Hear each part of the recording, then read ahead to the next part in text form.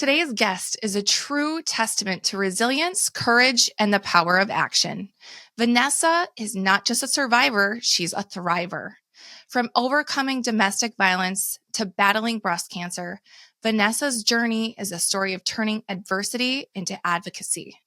As the creator and host of the Tetas Podcast, she's on a mission to demystify breast cancer, empower others with knowledge, and remind us all that the more we understand, the less we fear. But Vanessa's impact doesn't stop there. A Venezuelan immigrant with a vibrant career in pageantry, modeling, and media, she's also deeply rooted in her community, serving on the board of Project Healthy Smile and coordinating volunteers for Great River Grading, all while inspiring countless individuals to embrace hope and make a positive impact in the world. We're diving into Vanessa's extraordinary journey, her decision to redefine beauty and strength after a double mastectomy, and her vision for creating a world where empowerment and education conquer fear. You're listening to Act to Impact with Brandi DeVries. Through heartfelt stories of resilience, hope, and community, I share my personal experience as a longtime advocate and fundraiser for the national nonprofit Children's Cancer Research Fund. Invite pediatric cancer families to tell their stories and highlight individuals who use their unique gifts to create a positive impact. It's time to ignite action. Welcome to Act to Impact, and I'm Brandi DeVries, and I'm chatting today with the courageous and positive Vanessa. But first of all, let's pause. I want to thank all of our listeners and viewers for being here, and I'm so glad that you get to meet with Vanessa today. And if you haven't heard on this show, we take action. And that's probably why you're listening and viewing, and why Vanessa's here today is because we're action takers, or we want to learn, to grow, and to determine how we can take more action to make a positive impact in the world. So before we dive into this episode, let's pause for a second. Please show me how you take action. Click the follow button, like this episode, give it 5-star reviews, or leave a comment. Don't wait until the end. Don't wait till it's over. Push pause right now and do it. That's going to help us reach more action takers like yourself. All right. So let's get into talking with Vanessa, which I am so excited you're here. Welcome to Act to Impact. Thank you. Thank you for having me, for creating this wave of impact to the world. This is beautiful, Brandi. This is beautiful. Thank you. Honored to be here. Oh, thanks. I really appreciate you saying that. That comes, it means a lot to hear that from you, because you also, as we're going to get into, are on your own podcast journey, turning your pain into purpose. And so we're going to talk about that later. But first of all, I want to talk about how we met. And I don't know if you know this, Vanessa, but you are one of the first people I met when I moved to the Twin Cities. Oh, you were. Real? Yes, because I have not been living in the Twin Cities for very long. And we got connected through our friend Carolina. And Yes. Carolina was helping you to prepare for a pageant. Was it Miss Latina? Yes. And that was like years ago. It We're was. talking about, 2012 or 2013. Yes, exactly. I think it was 2013. I had just moved here. And so I got to be a part of helping you with your pageant journey for Miss Latina. So, but one of the things that I remember about you is just how warm you are, and just your beautiful smile, and just how you were just always upbeat. And then even years later, when we would see each other at events in the Twin Cities, because I feel like that's where else our paths would cross, would be at like Fashion Fest or something like that.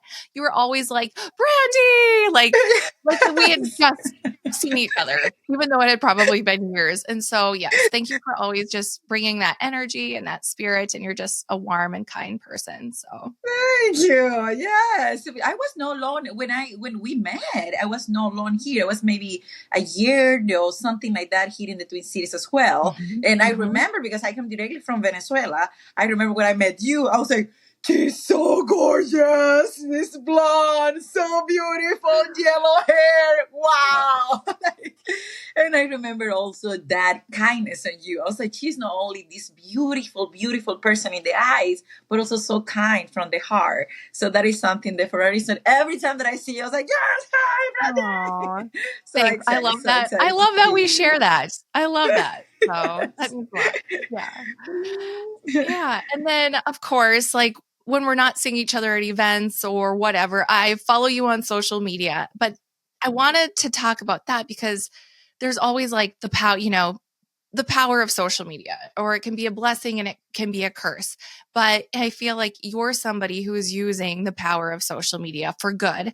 And I want to talk about that. And also because that's where I found out that you had been diagnosed with breast cancer just a few short months ago. So that's really where I want to start today with you is I would like it if you wouldn't mind sharing your story about how you were diagnosed with breast cancer and then also like your drive and your thought process on why you made it so public too.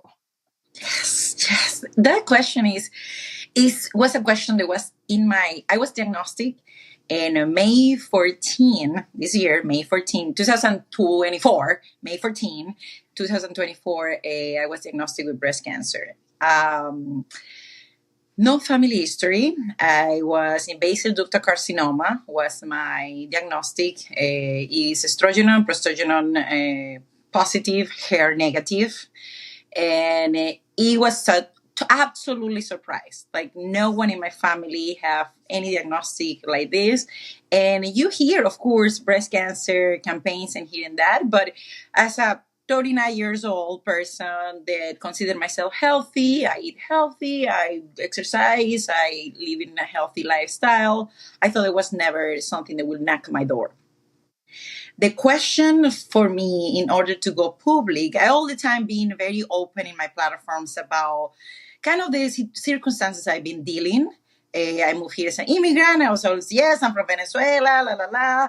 Then I went, unfortunately, to a domestic violence. So I was helping so many foundations doing an impact in that awareness of domestic violence. So I was always being a voice, an open voice about when breast cancer diagnostic come to my table. Basically, I was debating. The first week, for being honest, the first 3 days I wasn't eating at all. That was 3 days that I wasn't eating.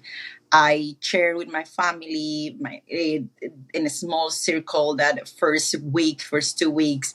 After that was the question of, and I think there is a question that come from my deep faith, is like, I have this here right now.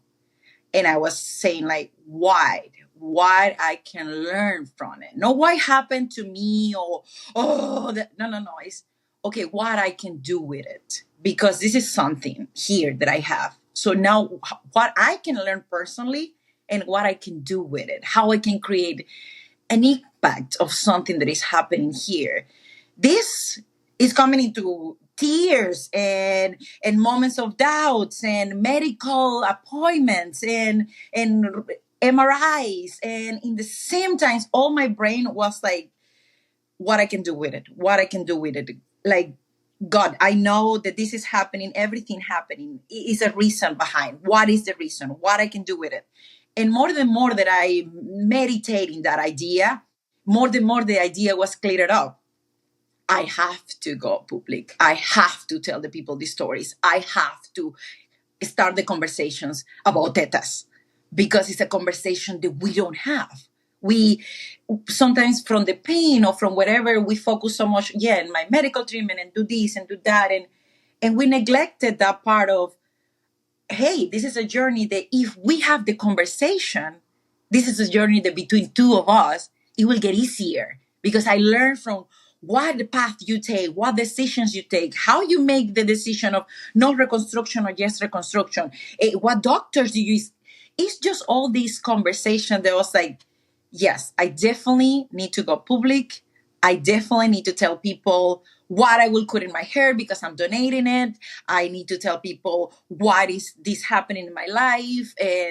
And that is why I was like, you know what? Yes, I will go public. I will just go there, and I will put my raw situation there, and then whatever happens. Yep, absolutely. Like there is just something on your heart that told you like, I can use this to help other people, despite that you're still going. I mean, you still have doctor's appointments. Like the doctor's appointments probably just don't stop just because you have decided that you're ready to move on. Like that doesn't No, stop. Yeah. I have one tomorrow. I have one last week's. I have a couple. It's just a part of being an oncologist patient. You are Mhm. constantly checking basically how's your body operating. Something that I may say, since I've been public, I received so many DMs about, hey, Vanessa, I go through breast cancer 3 years ago. I never tell no one. I basically, and now seeing your story, it give me like strength to, let's talk about, let's have the conversation. Hey, Vanessa, I like, what doctor you using for this or that? Hey, Vanessa, people that show up for the live events that we have, different people for different, like stages. One persons are considered survivors because they passed the treatment part. Some people, they are living with the cancer because they are metastatic and in stage 4, but they all get together to have the conversation, to talk. For me, it's magic. It is like, yes, this is exactly what I do this for, because I don't feel that alone when we all go together. Right. And I like what you said that you should talk about it and there's a lot of people that don't, because my mother, she's a breast cancer survivor. And I remember where I was at when I got the news that she had breast cancer. I was a freshman in college. I was in this dark room developing photos for my photography class. And I remember she called me, and because she was calling me, I knew. I was like, okay, Something happened. something Something is, is wrong. something Something is is wrong. off. Yeah. Mm-hmm. So she told me she had breast cancer, but I remember through her journey with radiation and chemo, because she did decide to go through radiation chemo because of her age. She was fairly young. I mean, this was almost 20 years ago that she had it. And so she decided to go through radiation and chemo. She was working full time. She had a wig. And I remember her coming home, or when I'd be home from break, or her calling me and telling me, like, people didn't know that she was going through treatments because they just thought she got like a new haircut, and she didn't talk about it. She didn't feel comfortable Yes. talking about it to her coworkers. And so somebody would say to her, "Oh, you look a little tired today." She's like, "Oh yeah, I'm a little tired." She didn't say, "Yeah, that's because I just got back from driving Going an to the hour to get major my treatment." treatment. Yes. Yes. Yes. And that So is, yeah. and that is something that, like your mother, that is something that happened. And for me, it's like, I definitely respect, like, if that is your way to coping what is happening in your life, it is good. But for me, putting the conversation on air is like, for that person, they are not that outgoing as I am. And yes, hello world, I have this. That person can listen that conversations. That person can, in the comfortable space of their home, listen the conversation and learn from that conversation without going to expose themselves or looking for these Right. conversations out there. Yep. It is because it is important to feel that you are not alone. And don't get me wrong, you have your family support, your friends. It's all. But when you hear about someone that is facing a diagnostic like this, you feel immediately connected, and you don't feel that alone. Right. Yep. So let's go back. Like, what prompted you, I guess, you to go to the doctor? Did something not seem right? Did you find a lump? What happened? I found a lump. I found something in my underarm. It was something, I was not due for mammograms because I'm only 39. So find something in my underarm. I was like, something there. It's like a knot or something. And I was like, it's something that I feel it. I went to doctor. They did an MRI, blood test, and they come back with, I have implants before, and they come back with, they may be something about cicatrization of tissue or surrounded that area for your implants. And I was like, my implants are 17 years old. Like, what? What is this even mean, that cicatrization tissue? What? They're like, well, yes, that is what it is. Peace with bye. 2 months later, I started feeling that was February 2024. May 2024, I'm like, I have something now in my boob and it feels small and it is something and I feel it and I feel it, I feel it. Every time after my shower, I put cream in my boobs. I all the time put cream and kind of look like, kind of put cream and see, because again, I have implants, but I was all the time making sure that my boobs were okay, put it in cream. And then I feel something there and I come back to the different doctor because I was like, I want to come back there. I changed doctors and I was like, hey, something is in my boob. I know my body is not painful, but it's something there.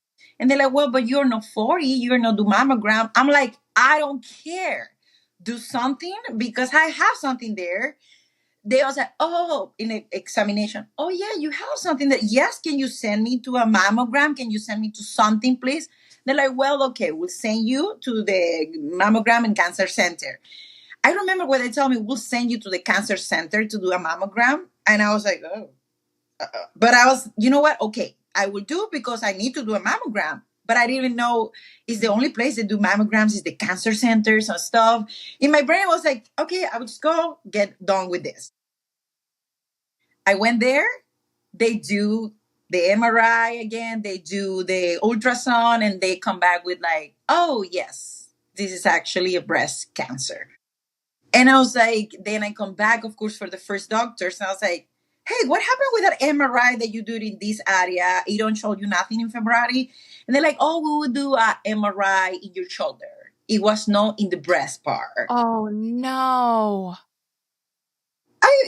This is something that I share this story. You need to be advocate of your health. You are the one in charge. You are the one that they do what is they're capable to, what the circumstances are, but you are the one that need to go and advocate for it and look for answers and change things and do your thing because you are the one in charge of your health. Right. Yeah, for sure. And to that point, so I've taken charge of my health too, because with my mom having breast cancer, I was able to get a mammogram. I've been getting them for 3 or 4 years now because I'm 10 years younger than when my mom was diagnosed. And then they also recommended me seeing a genetic counselor and a cancer risk management specialist every year. And then also I'm supposed to be getting a mammogram, and then 6 months later an MRI, and then mammogram, MRI every 6 months. Because I'm at a 25% higher risk for breast cancer because of genetic family history. And so my mother initially got the genetic testing done because that's what they said the first step for me was. They said, because we need to know where to start, let's do the genetic testing, have your mom do it, and then we'll look at her test to see if then what we need to test you for. Well, she does not carry the BRCA gene. I don't carry the BRCA gene. So that's good, but we still need to be proactive. And so I have been doing that for the last couple years. And yeah, because you have to advocate for yourself. And even with health insurance, because I'm at a 25% higher risk, they'll cover my mammogram, but they do not cover my MRI. They don't see it as a preventative measure. They see it as an elective thing. And I'm like, I am not choosing to get a breast MRI done. I am doing this to prevent. And so yeah. So, I mean, we could go in, that's a whole nother thing, but,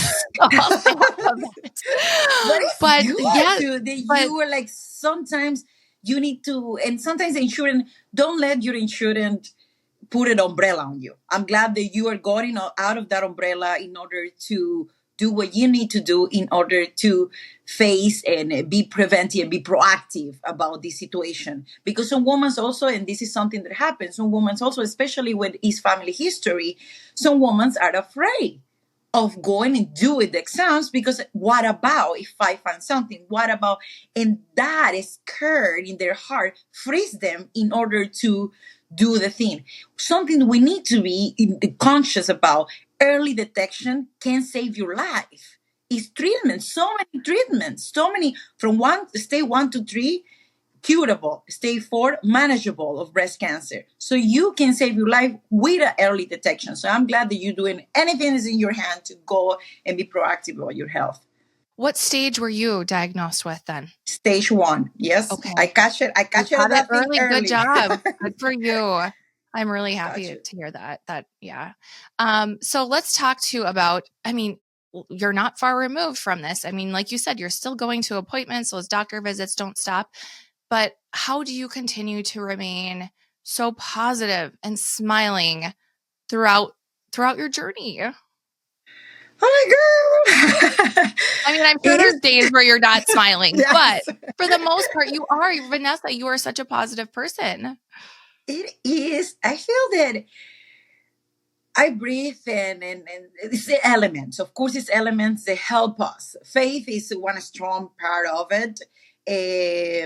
Hope is one strong part of it. And hope, as I always say, no hope that everything will turn in the way you want it to be in the end, but hope in the way that even if the things are not going in the way you expected or the outcome that you want, you will find a way and the strength to keep going.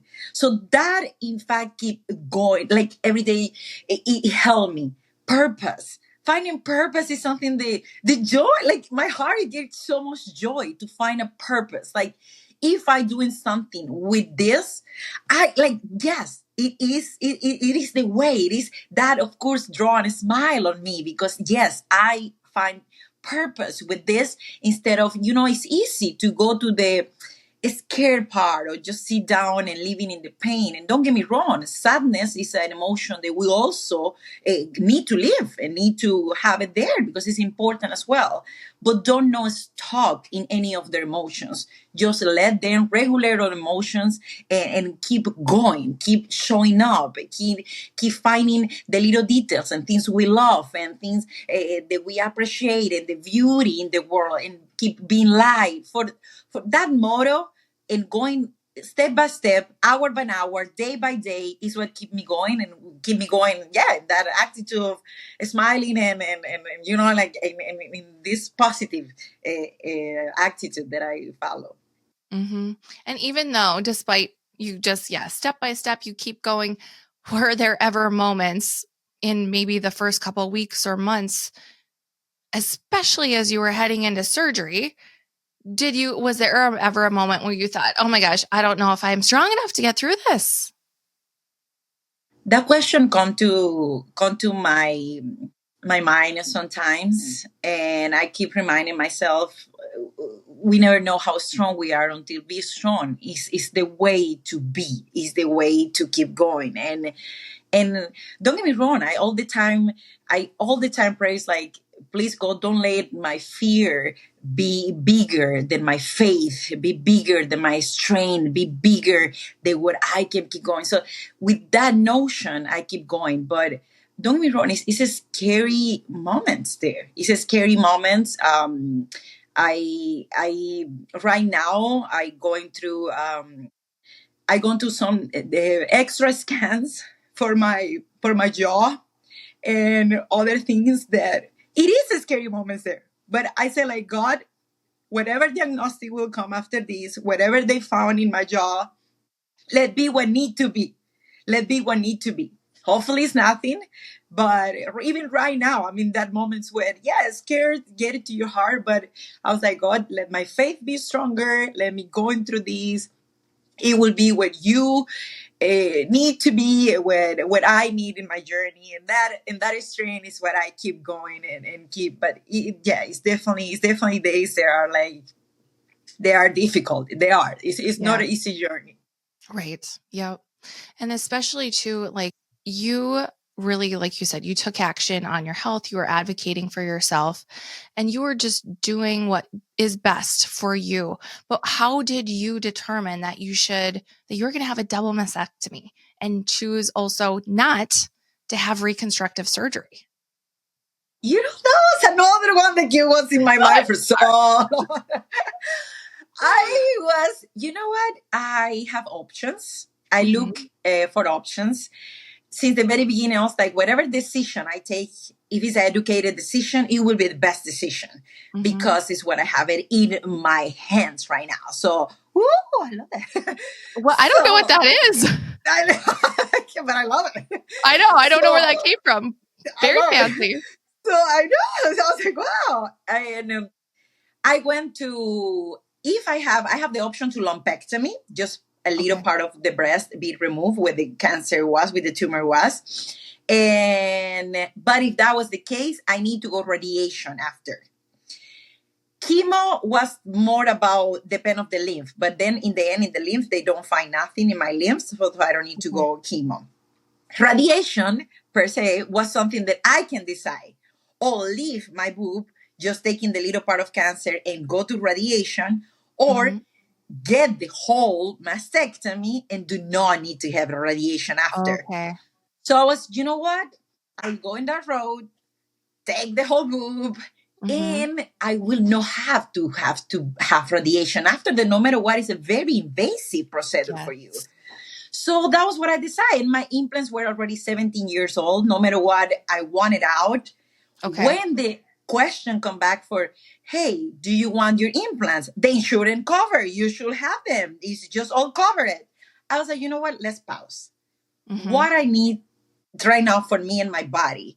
And they explained to me they will put a little bomb. The bomb will get inflated for the skin, inflated too. Then we go a second chirurgical time in order to position implants. I was like, you know what? No. I want the cancer to be out. I want the implants to be out. I want to close and I want to heal. I don't want to think a second time of surgery. I don't want to think of extra procedures that are not necessary just for aesthetic.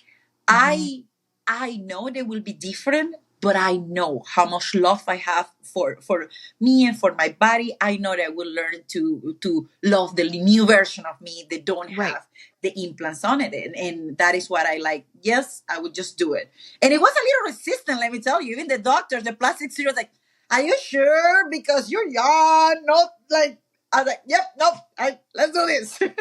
Yep. Well, you sound very confident in your decision. And breast implants, boobs, no boobs, whatever. Vanessa, you're still the same person because your beauty is from the inside. We know that, right? Amen. And that is something that really, when I want, like, get a spread, like your beauty come from the beauty that is in your heart, the beauty the light that you put in the world every day. That is the truly beauty over there, because the light translates in that. It does. Yeah, absolutely.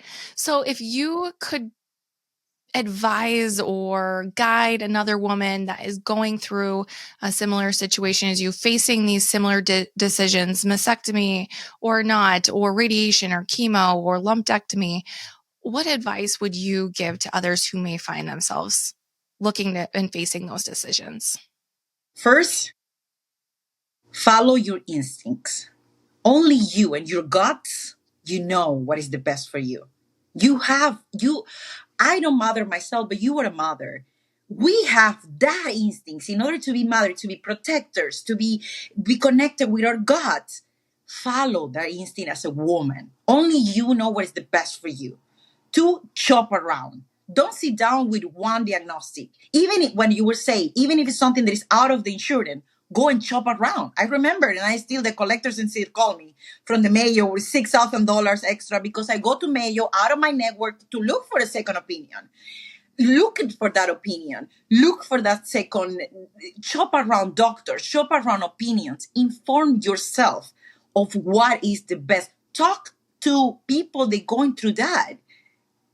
Sadly, all of us have a family member, a friend, or someone that going through this breast cancer situation.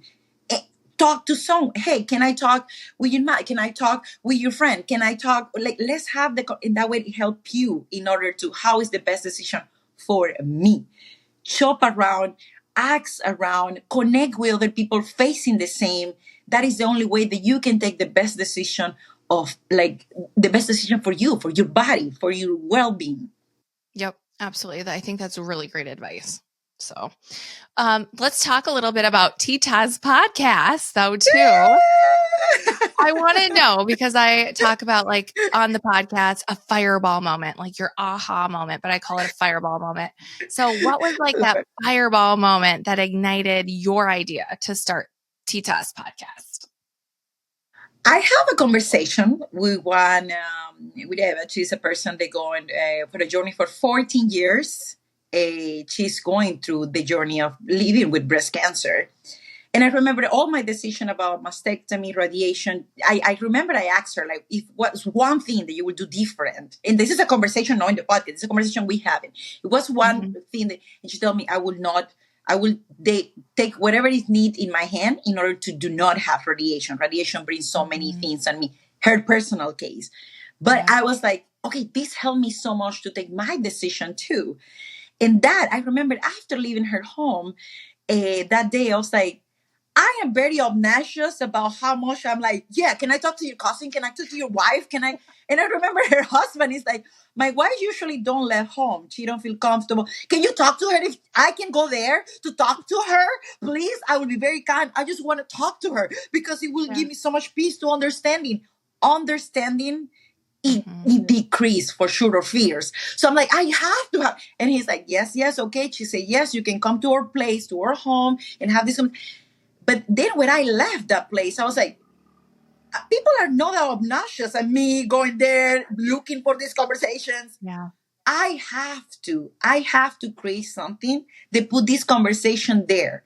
And then the people they are facing, whatever they're facing, this is help to them to listen, this conversation. These conversations help me particular so much. So this conversation, if you help one person to understand better, a person that is facing, or a person that have a family member that is facing, or a friend, what is here, I was like, win-win.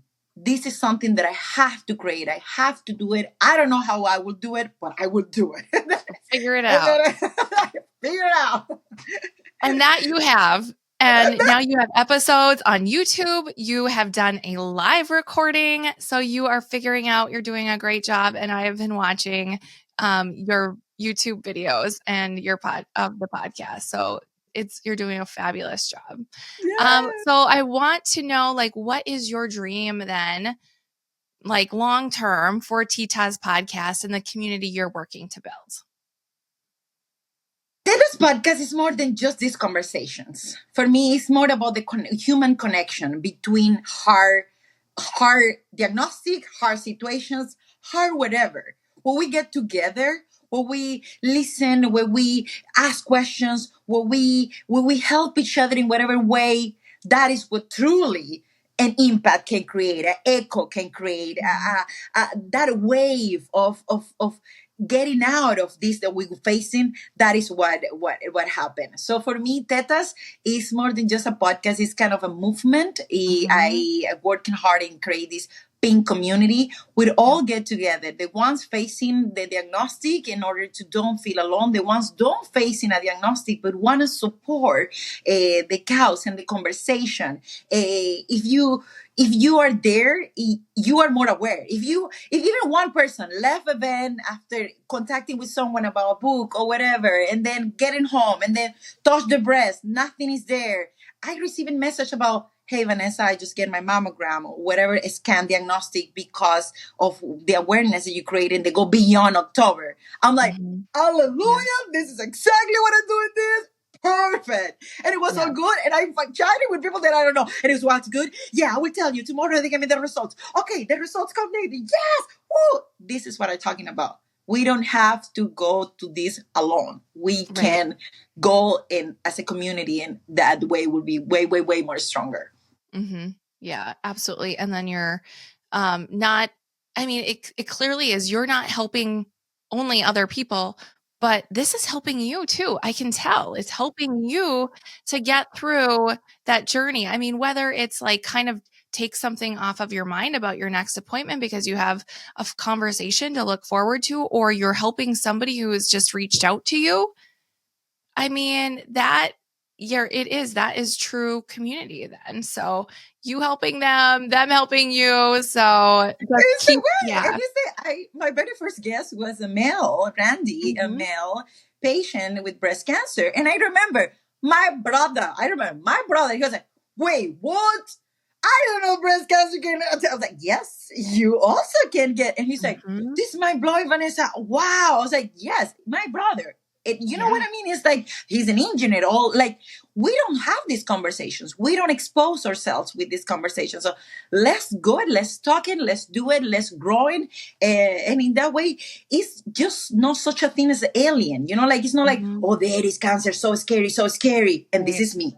No, Yeah. it's like, yes, cancer is something that sadly can happen to all of us. Cancer is something that is growing so much. Like they say by 50, by 2050, literally one of two people will have cancer. We're talking about 50% of people with cancer, any Mhm. kind of cancers. And that numbers are raising and Way raising too and high. raising. Yep. So it's like, okay, what we can do, what we eating, how we exposing, Exactly. what is word, how we can have conversation in order to, yes, a lot of people maybe cannot resisting about prevention, but it is. It's a diagnostic exams that you can take. It's a food, it's a style of life that you Food. can do. Mhm. All Yep. those conversations is important to have it because if you ourselves, sadly, you are exposed to maybe having cancer. So what? No, to got the conversation of how I can prevent that to come and Mhm. happen to me. Yeah. Well, I cannot wait to see and listen and watch your other podcasts that you have coming and the guests that you have joining you. So good luck with the rest of recording for new episodes. So here, as we wrap up, I just want to ask you one final question. And that would be, what piece of advice do you have for people who are looking to make an impact in whatever areas it might be for them? But what would that advice be? Refine, like, look for what is your superpower. And superpowers can come in any place, in any form. It's a letter that I write actually the day of the surgery to my cancer, and I was, thank you, cancer. You come to teach me something. So look it in you. What is it? Is something good? Is something bad? Or something? No, what is it? What is your superpower? Because when you act from your heart and from your superpower, you can create an impact.